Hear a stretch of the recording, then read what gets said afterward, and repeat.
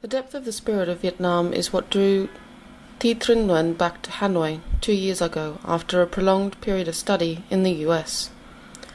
Intrinsically desiring a reconnection with her native country, strongly attracted to its social excesses and discrepancies, its eccentric anomalies and cultural practices, Nguyen's short films document Vietnamese society by focusing on their emotional attachment to ritualistic practice, be it traditionally inherited or personally cultivated. Initially trained as a journalist, Thi grew increasingly aware of the creative limits within print journalism, becoming more and more aware of her needs to experiment with her personal vision. The power of the image in conveying messages became a fascination for Thi, and thus photography, and later the genre of film, became critical tools in her work.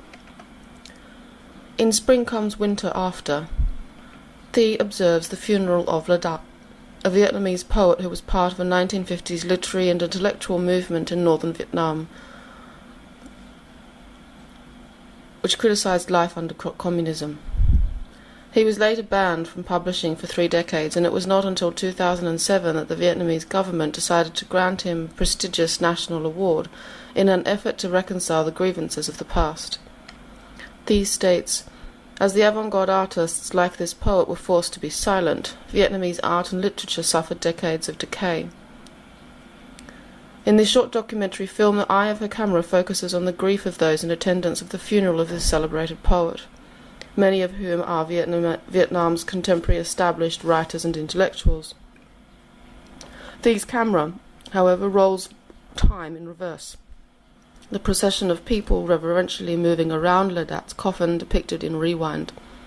This reversal of time could refer to Thi's many interviews with LIGAMENTS before he died, where he once said that it was a common feeling among many of his generation that his youth was completely lost and wasted away.